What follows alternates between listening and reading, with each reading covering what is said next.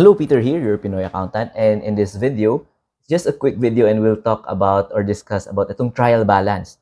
So, ano ba yung trial balance? Basically, yung purpose ng trial balance is to summarize yung mga lahat nating account titles na ginamit, to summarize their balances. It's either debit or credit yung balance niya.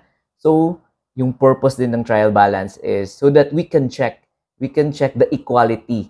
Because again, yung previously na discuss natin, dapat in every transaction, laging equal yung debit natin tsaka yung credit natin. Pag hindi equal yan, ibig sabihin may mali sa ating pag-record. And last but not the least, yung purpose ng trial balance is, this is for the preparation na ng ating financial statements. Kung gusto nyo malaman ng inyong cash flow, yung balance sheet, yung income statement ninyo ng ating company, dapat talaga tayong gumawa ng trial balance because this is our basis, kumbaga, ng ating mga balances for each account title. So, let's start. Let's discuss. So, ito yung mga kailangan natin to prepare our trial balance. So, any paper actually pwede lang. So, you can use itong 2-column na worksheet or pwede din sa Excel. You can use, pwede kayong gumamit ng Excel worksheet. And ito yung mga nilalaman ng ating trial balance. First is ilalagay nyo yung company name or yung business name ninyo. So in our example, this is our Pinoy Accountant Cafe. And then second is of course, ano ba itong ginagawa natin na report? So this is the trial balance. And last but not the least, of course, the ending, the date of the ending period end, kumbaga. So it could be monthly. Ayan. So ginawa natin ito is end of January. So ano ba yung last day ng January is 31. So yung lalagay natin dito is January 31, 2025. So, it's long overdue na yung ating paggawa ng trial balance. So, in most companies, you can make trial balance monthly, ayan, quarterly, semi-annual, and annual. So, but in most companies, monthly kasi gumagawa ng financial statements yung mga companies. They will discuss yung balance sheet, ayan, yung performance niyo, yung sa income statement, yung sales, ayan, yung mga expenses. So, in most cases, ayan, pwede tayong gumawa ng trial balance monthly so that ma-check na din natin if equal ba yung debit tsaka yung credit. So here is our example. Ayan, so ito yung mga heading na kailangan natin is the account titles. So ito yung mga account titles na may balance. So it could be yung mga cash, ayan, accounts receivable. So lahat ng account titles na may balance na as of January 31. So debit and credit. So again, yung na-mention natin kanina, yung purpose talaga ng trial balance is to determine kung equal ba yung debit tsaka yung credit natin. So pag hindi yan equal yung debit tsaka credit, ibig sabihin may mali na sa ating ginawang na recording ng mga transactions. So let's start. Account title, debit, credit. So yung source talaga ng ating data from the trial balance is of course yung general ledger. Because dito nakasummarize na yung mga account titles, yung mga transactions, and of course, yung balance. So, i-record natin, unang step is yung account title, isusulat natin. So, i-check ninyo, ano ba yung mga account titles na may mga balance.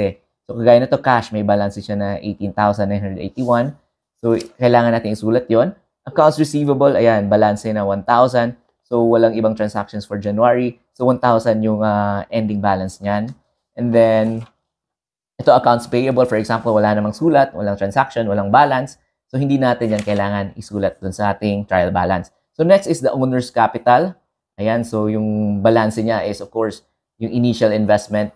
Ayan, kita nyo, the 10,000. Yan yung ating balance. So, that is credit.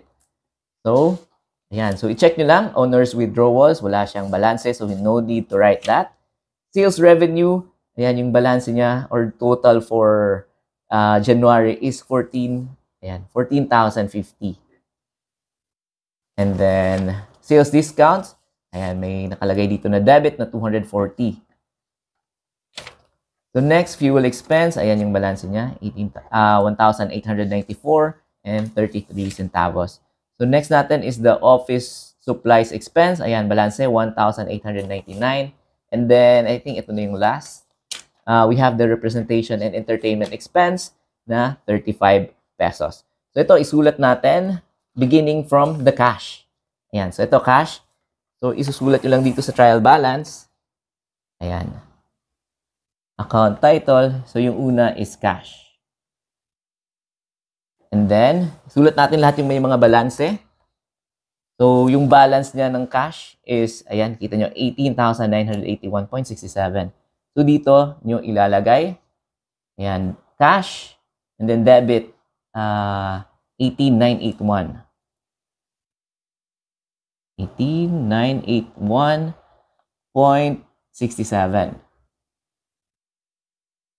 So, isulat nyo yung next natin na account title. Ayan, accounts receivable naman. So, next is accounts, kita ba? Ayan. Accounts receivable.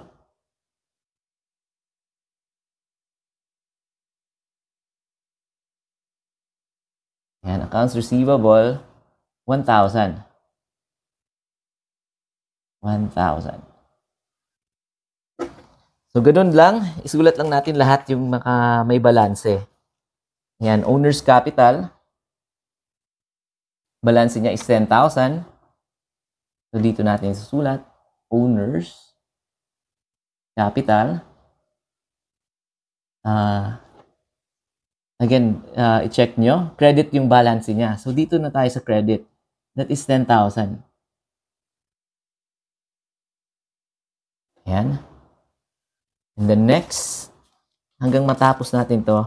Owner's withdrawals, again, hindi kailangan isulat. Sales revenue.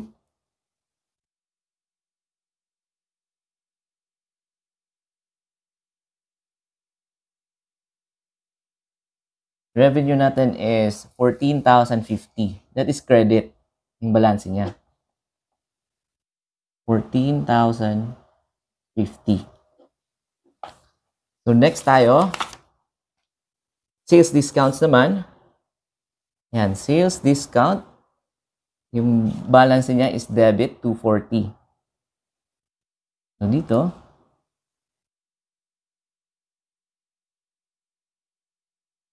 Balance niya debit, 240.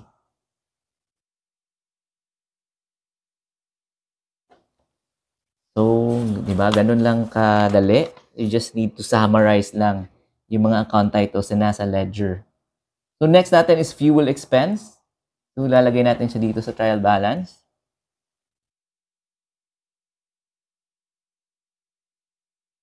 Fuel expense is 1,894. So, dito natin ilalagay. 1,894.33. Ayan. So, next is office supplies expense. Ayan, kita nyo ba? Ayan, 1,899.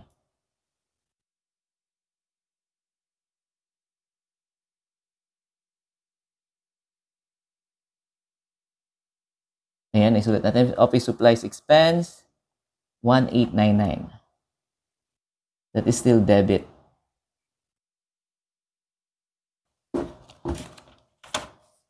So, yung last na natin na account title is representation and entertainment. Ayan.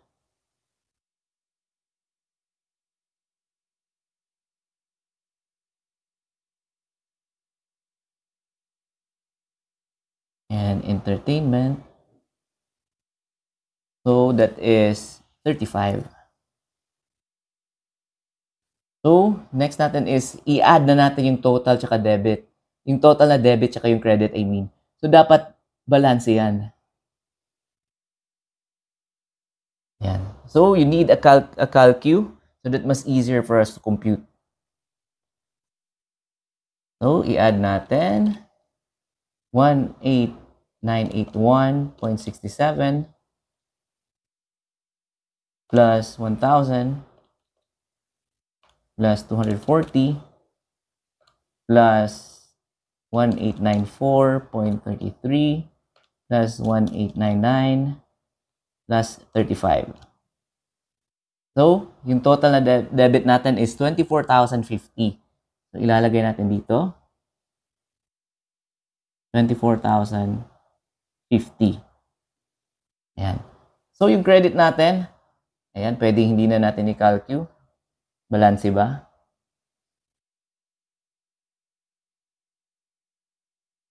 Two, 4, 0, 5, 0. Ayan.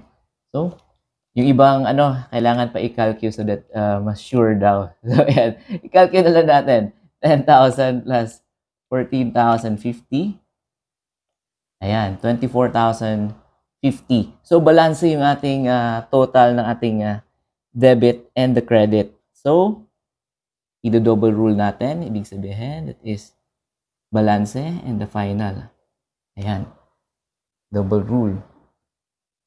So, ibig sabihin, tama yung ating pag-entry. Ibig sabihin na yung debit natin na mga account titles na dinebit, if i-total nyo, that is 24,050. And yung credit natin is 24,050. So, ibig sabihin, balance yung ating trial balance. So, from here, pwede na tayong mag-record. Pwede na tayong, next nito is yung adjusting entries naman, month-end adjusting entries if you have adjusting entries, kagaya ng depreciation, ganun, and accruals, and then magka-closing entries din tayo, and from there, pwede na tayong gumawa ng ating financial statements, yung balance sheet, income statement, yung cash flows, ayan, yung statement of changes in owner's equity. So, from here, ayan yung sunod natin na gagawin. So, stay tuned kayo from trial balance. Ayan, simula na to ng exciting na part. So, again, yun lang ating video. Gumawa lang tayo ng ating trial balance.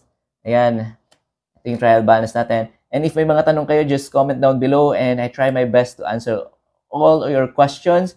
And again, thank you for watching and I'll see you again in our next videos. Don't forget to like, comment, and subscribe. And yung website natin still up and running, www.pinoyaccountant.com.